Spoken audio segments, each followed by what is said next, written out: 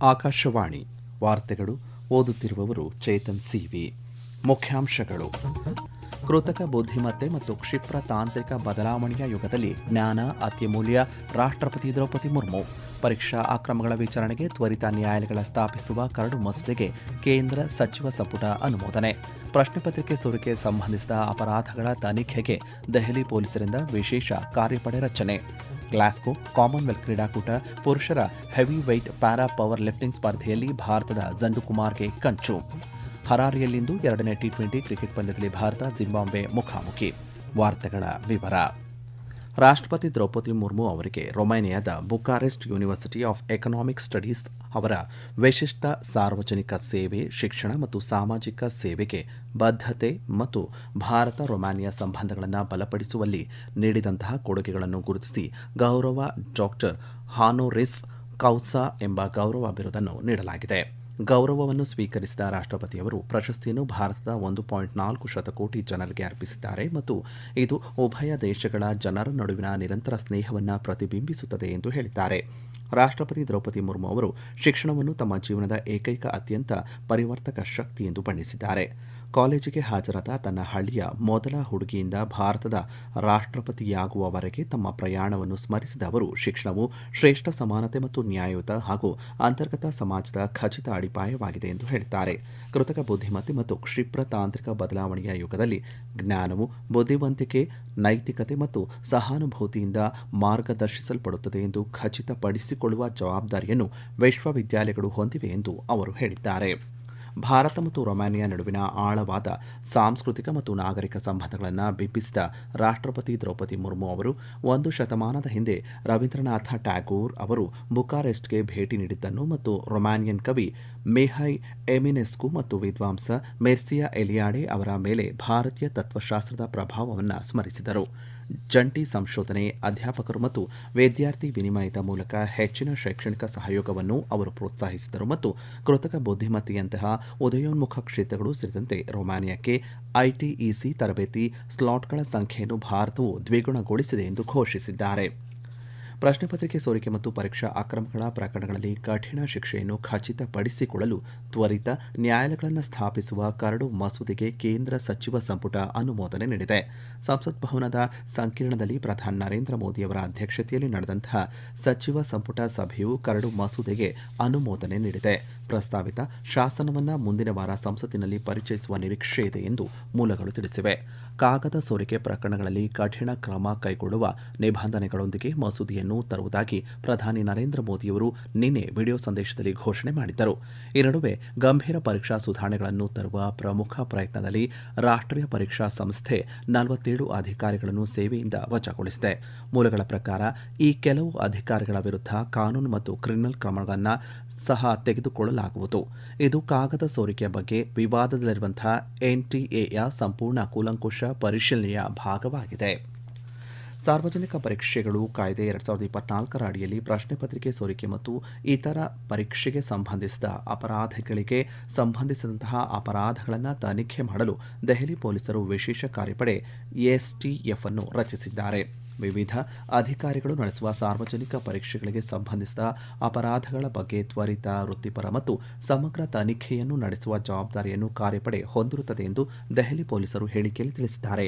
ಇವುಗಳಲ್ಲಿ ಕೇಂದ್ರ ಲೋಕಸೇವಾ ಆಯೋಗ, ಸಿಬ್ಬಂದಿ ಆಯ್ಕೆ ಆಯೋಗ, ರೈಲ್ವೆ ನೇಮಕಾತಿ ಮಂಡಳಿಗಳು, ಬ್ಯಾಂಕಿಂಗ್ ಸಿಬ್ಬಂದಿ ಆಯ್ಕೆ ಸಂಸ್ಥೆ, ರಾಷ್ಟ್ರೀಯ ಪರೀಕ್ಷಾ ಸಂಸ್ಥೆ ಮತ್ತು ಕೇಂದ್ರ ಸರ್ಕಾರದ ಸಚಿವಾಲಯಗಳು ಅಥವಾ ಇಲಾಖೆಗಳು ಮತ್ತು ಸಿಬ್ಬಂದಿ ನೇಮಕಾತಿಗಾಗಿ ಅವುಗಳ ಲಗತ್ತಿಸಲಾದ ಮತ್ತು ಅಧೀನ ಕಚೇರಿಗಳು ಸೇವೆ. ತನಿಖೆಯ ಜೊತೆಗೆ ಅಂತಹ ಪ್ರಕರಣಗಳಲ್ಲಿ ವಿಚಾರಣೆಗಳನ್ನು ದಿನನಿತ್ಯದ ಆಧಾರದ ಮೇಲೆ ನಡೆಸುವುದನ್ನು ಖಚಿತಪಡಿಸಿಕೊಳ್ಳಲು ತ್ವರಿತ ಕಾನೂನು ಕ್ರಮಕ್ಕೆ ಅನುಕೂಲವಾಗುವಂತೆ ಎಸ್ಟಿಎಫ್ ಪ್ರಾಸಿಕ್ಯೂಟಿಂಗ್ ಏಜೆನ್ಸಿಗಳ ಜೊತೆಗೆ ಪರಿಣಾಮಕಾರಿ ಸಮನ್ವಯವನ್ನು ಖಚಿತಪಡಿಸುತ್ತದೆ. ವಿಶೇಷ ಕಾರ್ಯಪಡೆಯ ನೇತೃತ್ವವನ್ನು ಅಪರಾಧ ವಿಭಾಗದ ಉಪ ಪೊಲೀಸ್ ಆಯುಕ್ತರು ವಹಿಸಲಿದ್ದಾರೆ. ಪ್ರಧಾನಿ ನರೇಂದ್ರ ಮೋದಿಯವರು ತಮ್ಮ ವಿಡಿಯೋವನ್ನು ಅನುಸರಿಸಿದಂತಹ ಪ್ರತಿಕ್ರಿಯೆ ಮತ್ತು ಸಲಹೆಗಳಿಗಾಗಿ ದೇಶದ ಯುವ ಜನತೆಗೆ ಧನ್ಯವಾದ ಅರ್ಪಿಸಿದ್ದಾರೆ. ಸಾಮಾಜಿಕ ಮಾಧ್ಯಮದ ಪೋಸ್ಟ್ನಲ್ಲಿ ಪ್ರಧಾನಿ ನರೇಂದ್ರ ಮೋದಿಯವರು ಯುವ ಜನತೆಯ ಅಗಾಧ ಬೆಂಬಲಕ್ಕಾಗಿ ಕೃತಜ್ಞತೆ ಸಲ್ಲಿಸಿದ್ದಾರೆ. ಈ ವಿಡಿಯೋ ಈಗ 303 ದಶಲಕ್ಷಕ್ಕೂ ಹೆಚ್ಚು ವೀಕ್ಷಣೆಗಳನ್ನು ದಾಟಿದೆ. ಇದು ಮೊದಲ 24 ಗಂಟೆಗಳಲ್ಲಿ ಅತಿ ಹೆಚ್ಚು ವೀಕ್ಷಿಸಿದ ರೀಲ್ ಆಗಿದೆ. ಈ ವಾರ್ತೆಯನ್ನು ಆಕಾಶವಾಣಿಯಿಂದ ಕೇಳುತ್ತಿದ್ದೀರಿ. ನಮ್ಮ ಎಲ್ಲಾ ರಾಷ್ಟ್ರೀಯ ವಾರ್ತೆಗಳು ಹಾಗೂ ಪ್ರದೇಶ ಸಮಾಚಾರ ಈಗ ಆಕಾಶವಾಣಿ ನ್ಯೂಸ್ ಕನ್ನಡ ಯೂಟ್ಯೂಬ್ ಚಾನೆಲ್ನಲ್ಲಿ ಲಭ್ಯ. ನಮ್ಮ ಎಕ್ಸ್ ಖಾತೆ ಮತ್ತು ಇನ್ಸ್ಟಾಗ್ರಾಂ ಖಾತೆ ಆಕಾಶವಾಣಿ ನ್ಯೂಸ್ ಕನ್ನಡ. ಹೆಚ್ಚಿನ ಮಾಹಿತಿಗಾಗಿ ನಮ್ಮ ಫೇಸ್ಬುಕ್ ಖಾತೆ AIR ಕನ್ನಡ ನ್ಯೂಸ್ ಅನುಸರಿಸಿ. ಮಾಹಿತಿಯ ಹೂರಣ ವಾರದ ಕಾರ್ಯಕ್ರಮ ಪ್ರಚಲಿತ ವಿದ್ಯಮಾನ ಪ್ರತಿ ಬುಧವಾರ 9:15ಕ್ಕೆ. ಆಕಾಶವಾಣಿಯ ಜನಪ್ರಿಯ ಮಾಸಿಕ ಕಾರ್ಯಕ್ರಮ ಮನ್ ಕಿ ಬಾತ್ನಲ್ಲಿ ಪ್ರಧಾನಿ ನರೇಂದ್ರ ಮೋದಿಯವರು ನಾಳೆ ಬೆಳಗ್ಗೆ 11 ಗಂಟೆಗೆ ದೇಶ ವಿದೇಶದಲ್ಲಿರುವಂತಹ ಭಾರತೀಯರನ್ನು ಉದ್ದೇಶಿಸಿ ಮಾತನಾಡಲಿದ್ದಾರೆ. ಇದು ಮನ್ ಕಿ ಬಾತ್ ಕಾರ್ಯಕ್ರಮದ 136ನೇ ಆವೃತ್ತಿಯಾಗಿದೆ. ಈ ಕಾರ್ಯಕ್ರಮ ಆಕಾಶವಾಣಿ ಮತ್ತು ದೂರದರ್ಶನದ ಎಲ್ಲ ವಾಹಿನಿಗಳು, ಆಕಾಶವಾಣಿ ಸುದ್ದಿ ಜಾಲತಾಣ ಮತ್ತು ನ್ಯೂಸ್ ಆನ್ ಏರ್ ಮೊಬೈಲ್ ಅಪ್ಲಿಕೇಶನ್ನಲ್ಲಿ ಪ್ರಸಾರವಾಗಲಿದೆ. ಈ ಕಾರ್ಯಕ್ರಮ ಆಕಾಶವಾಣಿ, ಡಿಡಿ ನ್ಯೂಸ್, ಪ್ರಧಾನಮಂತ್ರಿ ಕಚೇರಿ ಮತ್ತು ವಾರ್ತಾ ಹಾಗೂ ಪ್ರಸಾರ ಸಚಿವಾಲಯದ ಯೂಟ್ಯೂಬ್ ವಾಹಿನಿಗಳಲ್ಲೂ ನೇರ ಪ್ರಸಾರವಾಗಲಿದೆ. ಹಿಂದಿ ಪ್ರಸಾರದ ನಂತರ ಪ್ರಾದೇಶಿಕ ಭಾಷೆಗಳಲ್ಲಿ ಕಾರ್ಯಕ್ರಮ ಬಿತ್ತರಗೊಳ್ಳಲಿದೆ. ರಾಷ್ಟ್ರೀಯ ಪರೀಕ್ಷಾ ಸಂಸ್ಥೆ NTA ಜನರಲ್ ಮ್ಯಾನೇಜರ್ ಮಟ್ಟದಲ್ಲಿ ಹಿರಿಯ ವೃತ್ತಿಪರ ನೇಮಕಾತಿಗಳ ಗುಂಪಿಗೆ ಜಾಹೀರಾತುಗಳನ್ನು ನೀಡಿದೆ. ಇದು ಕೇಂದ್ರ ಲೋಕಸೇವಾ ಆಯೋಗದ ಪ್ರತಿಭಾ ಸೇತು ಪೋರ್ಟಲ್ ಮೂಲಕ 16 ಯುವ ವೃತ್ತಿಪರರ ಪ್ರವೇಶವನ್ನು ಸಹ ತೆರೆದಿದೆ. ಈ ಕ್ರಮಗಳು ಪ್ರೊಫೆಸರ್ ಕೆ ರಾಧಾಕೃಷ್ಣನ್ ಅಧ್ಯಕ್ಷತೆಯ ಉನ್ನತ ಮಟ್ಟದ ತಜ್ಞರ ಸಮಿತಿಯ ಶಿಫಾರಸುಗಳಿಗೆ ಅನುಗುಣವಾಗಿ ಜಾರಿಗೆ ತರಲಾಗುತ್ತಿರುವಂತಹ ಏಜೆನ್ಸಿಯ ಸಾಂಸ್ಥಿಕ ಪುನರ್ ನಿರ್ಮಾಣದಲ್ಲಿ ಮೊದಲ ದೃಢವಾದ ಹೆಜ್ಜೆಯನ್ನು ಪ್ರತಿನಿಧಿಸುತ್ತವೆ ಎಂದು NTA ಹೇಳಿಕೆಯಲ್ಲಿ ತಿಳಿಸಿದೆ. NTA ಗುತ್ತಿಗೆಯ ಮೇಲೆ ಜನರಲ್ ಮ್ಯಾನೇಜರ್ ಹುದ್ದೆಗಳಿಗೆ 4 ಹುದ್ದೆಗಳನ್ನು ಸೂಚಿಸಿದೆ. ಪ್ರತಿಯೊಂದು 3 ವರ್ಷಗಳ ಆರಂಭಿಕ ಅವಧಿಗೆ ಜನರಲ್ ಮ್ಯಾನೇಜರ್ ಮೌಲ್ಯಮಾಪನ, ಸಂಶೋಧನೆ ಮತ್ತು ಅಭಿವೃದ್ಧಿ ಮತ್ತು ಸೈಕೋಮೆಟ್ರಿಕ್ಸ್ NTAಯ ಶೈಕ್ಷಣಿಕ ಮತ್ತು ಮಾಪನ ವಿಜ್ಞಾನ ಕಾರ್ಯಕ್ರಮದ ಮುಖ್ಯಸ್ಥರು ಆಗಿರುತ್ತಾರೆ. ಗ್ಲಾಸ್ಗೋದಲ್ಲಿ ನಡೆದಂತಹ 2026ರ ಕಾಮನ್ವೆಲ್ತ್ ಕ್ರೀಡಾಕೂಟದಲ್ಲಿ ಇಂದು ಮುಂಜಾನೆ ಪುರುಷರ heavyweight para powerlifting ಫೈನಲ್ನಲ್ಲಿ ಜಂಡು ಕುಮಾರ್ ಕಂಚಿನ ಪದಕ ಗೆಲ್ಲುವ ಮೂಲಕ ಭಾರತ ಪದಕ ಪಟ್ಟಿಯಲ್ಲಿ ಖಾತೆ ತೆರೆದಿದೆ. ಬಿಹಾರದ ನಳಂದ ಜಿಲ್ಲೆ ಮೂಲದ ಜಂಡು ತಮ್ಮ 2ನೇ ಪ್ರಯತ್ನದಲ್ಲಿ 190 ಕೆಜಿ ಭಾರ ಎತ್ತುವ ಮೂಲಕ 130.9 ಅಂಕಗಳನ್ನು ಗಳಿಸಿ ಉತ್ತಮ ಪ್ರದರ್ಶನವನ್ನು ನೀಡಿದರು. 196 ಕೆಜಿ ಅವರ ಅಪ್ರತಿಮ ಅಂತಿಮ ಪ್ರಯತ್ನವು ಬರ್ಮಿಂಗ್ಹ್ಯಾಮ್ 2022ರಲ್ಲಿ ಸ್ಥಾಪಿಸಲಾದ ಕಾಮನ್ವೆಲ್ತ್ ಕ್ರೀಡಾಕೂಟದ ದಾಖಲೆಯನ್ನು ಮುರಿಯಬಹುದಿತ್ತು. ಆದರೆ ಅವರು ಲಿಫ್ಟ್ ಅನ್ನು ಪೂರ್ಣಗೊಳಿಸಲು ಸಾಧ್ಯವಾಗಲಿಲ್ಲ. ಇದಕ್ಕೂ ಮೊದಲು ಭಾರತವು ಲೈಟ್ ವೆಯ್ಟ್ ಸ್ಪರ್ಧೆಗಳಲ್ಲಿ ಪದಕಗಳನ್ನು ಕಳೆದುಕೊಂಡಿತು. ಪುರುಷರ ಲೈಟ್ ವೆಯ್ಟ್ ಫೈನಲ್ನಲ್ಲಿ ಅಶೋಕ್ ಮಲಿಕ್ 200 ಕೆಜಿ ವೈಯಕ್ತಿಕ ಅತ್ಯುತ್ತಮ ಭಾರ ಎತ್ತುವ ಮೂಲಕ 4ನೇ ಸ್ಥಾನವನ್ನು ಪಡೆದರೆ ಪರಮ್ಜೀತ್ ಕುಮಾರ್ 7ನೇ ಸ್ಥಾನ ಪಡೆದರು. ಮಹಿಳೆಯರ ವಿಭಾಗದಲ್ಲಿ ಜಸ್ಪ್ರೀತ್ ಕೌರ್ 6ನೇ ಸ್ಥಾನ, ಸುಮನ್ ದೇವಿ 7ನೇ ಸ್ಥಾನವನ್ನು ಪಡೆದರು. ಕಸ್ತೂರಿ ರಾಜಮಣಿ ಹೆವಿವೈಟ್ ಫೈನಲ್ನಲ್ಲಿ ನಿರಾಸೆ ಕಂಡರು. ಜಂಡುಕುಮಾರ್ ಅವರ ಕಂಚಿನ ಪದಕ ಒಂದು ದೊಡ್ಡ ಸಾಧನೆಯಾಗಿದೆ. ಅವರು ಚಿಕ್ಕ ವಯಸ್ಸಿನಲ್ಲಿಯೇ ಪೋಲಿಯೋವನ್ನು ಜಯಿಸಿದರು ಮತ್ತು ತಮ್ಮ ಕುಟುಂಬಕ್ಕೆ ಸಹಾಯ ಮಾಡುವಾಗ ಆರ್ಥಿಕ ಸಂಕಷ್ಟಗಳನ್ನು ಎದುರಿಸಿದರು. ಶಕ್ತಿ, ತರಬೇತಿ ಮತ್ತು ಪ್ಯಾರಾ ಪವರ್ ಲಿಫ್ಟಿಂಗ್ಗೆ ಅವರ ಸಮರ್ಪಣೆಯು ಅವರಿಗೆ ಅಂತಾರಾಷ್ಟ್ರೀಯ ಮಟ್ಟಕ್ಕೆ ಏರಲು ಸಹಾಯ ಮಾಡಿದೆ. ಭಾರತ ಮತ್ತು ಜಿಂಬಾಬ್ವೆ ನಡುವಿನ 3 ಪಂದ್ಯಗಳ T20 ಕ್ರಿಕೆಟ್ ಸರಣಿಯ 2ನೇ ಪಂದ್ಯ ಹರಾರೆ ಸ್ಪೋರ್ಟ್ಸ್ ಕ್ಲಬ್ನಲ್ಲಿ ಇಂದು ನಡೆಯಲಿದೆ.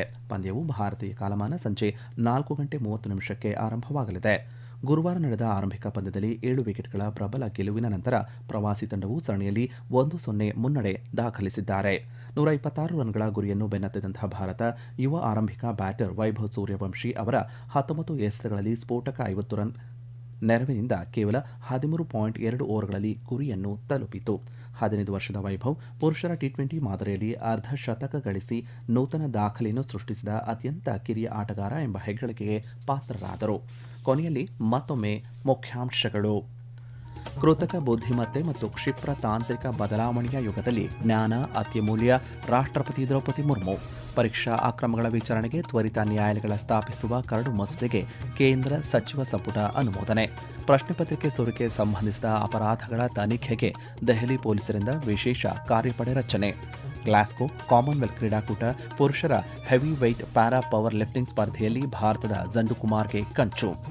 ಹರಾರೆಯಲ್ಲಿಂದು 2ನೇ T20 ಕ್ರಿಕೆಟ್ ಪಂದ್ಯದಲ್ಲಿ ಭಾರತ ಜಿಂಬಾಬ್ವೆ ಮುಖಾಮುಖಿ. ಇಲ್ಲಿಗೆ ವಾರ್ತಾ ಪ್ರಸಾರ ಮುಕ್ತಾಯವಾಯಿತು. ನಮ್ಮ ಮುಂದಿನ ವಾರ್ತಾ ಪ್ರಸಾರ ಮಧ್ಯಾಹ್ನ 12 ಗಂಟೆಗೆ.